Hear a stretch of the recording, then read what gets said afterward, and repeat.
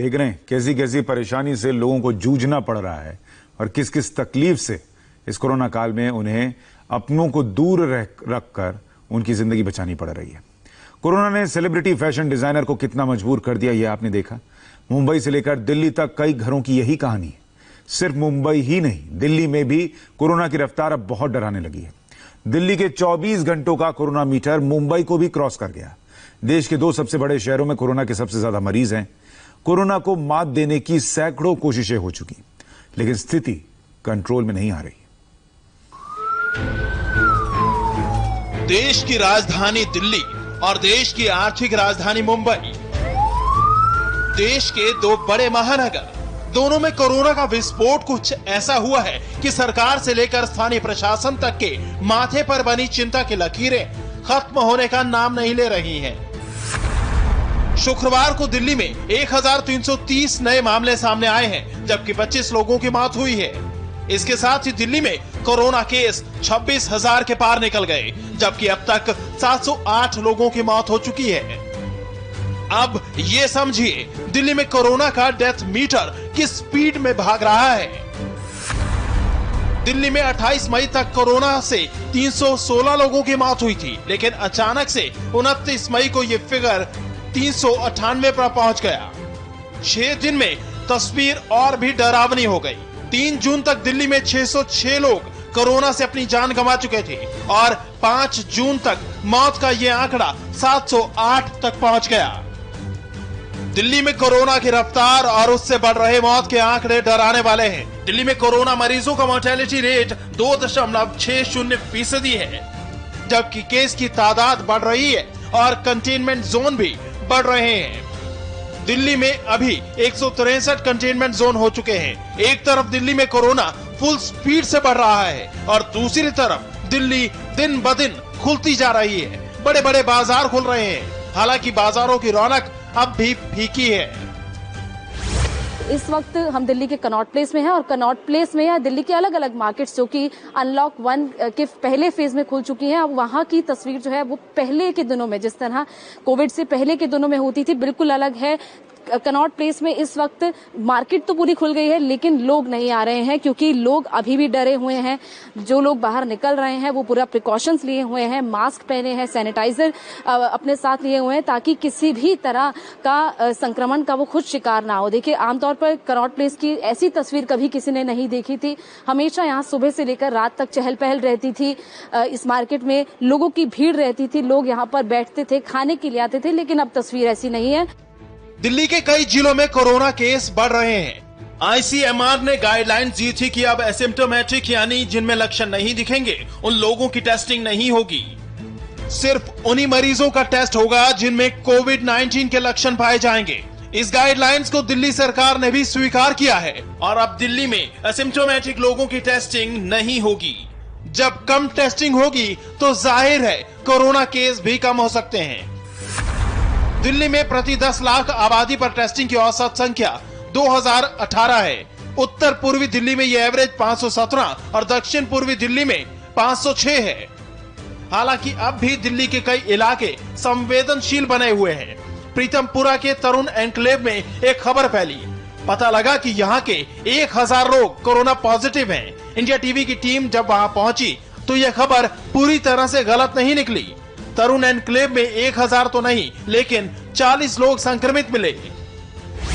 Social media पर एक video viral हो रहा है प्रीतमपुरा के तरुण एन्क्लेव का और कहा जा रहा है कि यहाँ पर 210 घरों के 1000 लोग जो है वो कोरोना से पॉजिटिव हैं।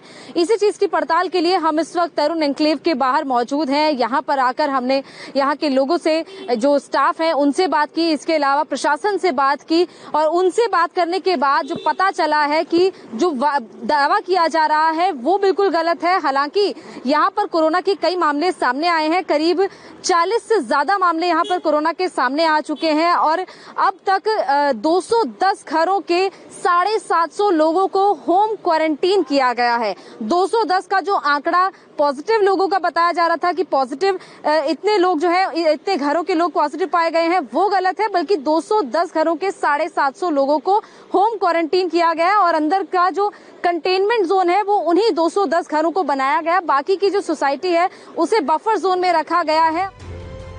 आपने राजधानी दिल्ली का कोरोना कार्ड देखा, लेकिन आर्थिक राजधानी मुंबई की हालत तो और भी खराब है। मुंबई में जैसे जैसे कोरोना आउटब्रेक हो रहा है, वैसे वैसे अस्पतालों की हालत भी बद से बदतर होती जा रही है। मुंबई में कोरोना से शुक्रवार को 53 लोगों की मौत हुई, जबकि 1150 नए मरीज सामने आए। मुंबई में कुल केस 45,854 हो चुके हैं, जबकि मौत की कुल संख्या 1,519 हो चुकी है। मुंबई में कोरोना का नया पैटर्न देखने को मिल रहा है। पॉश इलाकों और हाई सोसाइटी में कोरोना केस कम हो रहे हैं, लेकिन स्लम इलाकों में केस बढ़ रहे हैं। धारावी में कल 17 नए मामले सामने आए। यहां 1,889 लोग कोरोना की चपेट में हैं। बीएमसी का कहना है कि झुग्गी बस्तियों में संक्रमण बढ़ने की दो बड़ी वजह हैं। पहला, यहाँ पर सामाजिक दूरी का पालन न होना।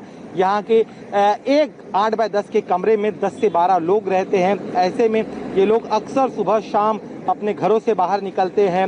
यहाँ पर आप कभी भी आइए, यहाँ के गलियों में, बाजारों में अभी भी लोग जो है बड़ी संख्या में आपको नजर आ जाएंगे। इसके अलावा सार्वजनिक शौचालयों का इस्तेमाल करना भी यहाँ पर संक्रमण बढ़ने की एक और बड़ी वजह है। मुंबई में हालत खराब है, लेकिन फिर भी कुछ लोग मनमानी कर रहे हैं। मुंबई में मरीजों को अस्पताल लेकर जाने वाली एम्बुलेंस के नाम पर लूट मची हुई है। कुर्ला में एक कोरोना पॉजिटिव महिला से एक एम्बुलेंस वाले ने महज 300 मीटर की दूरी पर एक अस्पताल में शिफ्ट करने के लिए 8,000 रुपए की मांग की। इस ज्यादती को मरीज के एक रिश्तेदार ने अपने मोबाइल में कैद कर लिया। ये पिंटू भाई है, मेरी भाभी हबीब हॉस्पिटल में एडमिट थी और हबीब से कोविड पॉजिटिव हो गए। वो हबीब हॉस्पिटल में, वहाँ से उनको फौजिया हॉस्पिटल में शिफ्ट करना था। ये देख सकते हैं आप, सामने हबीब हॉस्पिटल है, 200-300 मीटर की दूरी है। वहाँ से मेरी भाभी को फौजिया हॉस्पिटल लाना था, कोई एम्बुलेंस नहीं मिल रही थी। तो ये भाई को हम लोगों ने कांटेक्ट किए, जस्ट डायल से नंबर लेके ये अपनी एम्बुलेंस लेके आए। ये अभी हबीब हॉस्पिटल से फौजिया हॉस्पिटल लाने का कुर्ला में, सामने ये 200 मीटर की दूरी है। 8,000 रुपया चार्ज किए। तो वही हम लोग इनको कह रहे हैं, हमको पक्का बिल दो, हम 8,000 रुपया देंगे। वीडियो शूट करने वाले अफजल मंसूरी ने बताया कि उन्होंने ही एम्बुलेंस को फोन किया था, लेकिन एम्बुलेंस ओनर की तरफ से पहले 10,000 रुपए मांगे गए, लेकिन बात 8,000 रुपए में फाइनल हुई। उसको एम्बुलेंस वाले को ये सोचना चाहिए कि लॉकडाउन का टाइम है, सबकी रोजी रोटी बंद पड़ी है, लेकिन उसकी रोजी रोटी चल रही है। तो उसको ये सोचना चाहिए कि भाई 1,000-1,500 रुपए जो नॉमिनल चार्जेज होता है कि वो कमाएगा, तो भी उसको 1,000 रुपया बच रहा है। वो दिन भर की 10 ट्रिप भी मारेगा तो उसको 10,000 रुपए बच रहे। लेकिन अगर एक एक पेशेंट से 8,000 रुपया लेगा तो लाख रुपया दिन का कमा रहा है वो। पब्लिक कहाँ से पैसा लाके देगी? पब्लिक के खाने के लिए पैसे नहीं है इस वक्त। इस वीडियो के वायरल होने के बाद प्रशासन ने पुलिस कार्रवाई का भरोसा दिलाया है, लेकिन सवाल यह है कि इस कार्रवाई के होने तक क्या कोरोना काल में एम्बुलेंस की लूट नहीं होगी? भारत में कोरोना की जो रफ्तार है वो इटली और अमेरिका में महामारी वाली रफ्तार से कम नहीं है, लेकिन इटली के लिए राहत की बात यह है कि वहां अब कोरोना की रफ्तार अंडर कंट्रोल है। लेकिन अपने देश में तो ऐसा लग रहा है जैसे कोरोना का विस्फोट हो गया है। ऐसे में सवाल यह है कि क्या दिल्ली में कोरोना का हाल इटली के लोम्बार्डी जैसा होगा, और क्या मुंबई न्यूयॉर्क की राह पर चल पड़ी है? दिल्ली से गोनिका अरोड़ा के साथ दिनेश मौर्य, इंडिया टीवी, मुंबई। दिल्ली और मुंबई दोनों जगह कोरोना ने कहर ढा रखा है, लेकिन एक केंद्र शासित प्रदेश ऐसा है जो अब तक कोरोना फ्री है, वो है दमन। दमन ने कुछ दिनों पहले न सिर्फ निसर्ग तूफान का सामना किया, बल्कि कोरोना महामारी से भी यहां आर पार की लड़ाई लड़ी जा रही है। यही वजह है कि दमन में अब तक कोरोना का एक भी केस सामने नहीं आया। आखिर कोरोना फ्री स्टेट कैसे बना दमन, इस रिपोर्ट में देखिए। नीला समंदर और दूर तक फैली हुई हरियाली। गुजरात महाराष्ट्र से सटा यह है केंद्र शासित प्रदेश दमन। दमन में कोरोना का ऐसा दमन हुआ है कि यह खतरनाक वायरस इस छोटे से प्रदेश में सिर उठाने की हिम्मत नहीं कर सका है। पूरी तरह से कोरोना फ्री स्टेट है। न सिर्फ दमन बल्कि दीव और दादरा नगर हवेली भी पूरी तरह से ग्रीन जोन में है। दमन और दीव में कोरोना का एक भी केस नहीं है, जबकि दादरा नगर हवेली में 12 केस हैं। ये सभी संक्रमित लोग बाहर के राज्यों से आए हैं। दमन में तो कोरोना के लिए ऐसा प्लान बना कि यहाँ महामारी चारों खाने चित हो गई। जैसे ही देश में कोरोना का प्रकोप बढ़ा, वैसे ही दमन में आने जाने पर रोक लगा दी गई। गुजरात और दमन के बीच 6 एंट्री पॉइंट्स हैं, सभी को सील कर दिया गया। किसी को दमन में आना है तो उसे ई पास दिया जाता है, बाहर से आने वाले की जांच की जाती है, यहाँ तक कि गाड़ियों को भी डिसइंफेक्ट किया जाता है। दमन गुजरात के साथ पूरी तरह सटा हुआ है और गुजरात से दमन में करीब 6 एंट्री पॉइंट्स हैं और सबसे बड़ा काम यहाँ पे ये किया गया कि इन एंट्री पॉइंट्स को पूरी तरह सील कर दिया गया है। यहाँ आने जाने वाले हर व्यक्ति की बाकायदा स्क्रीनिंग होती है।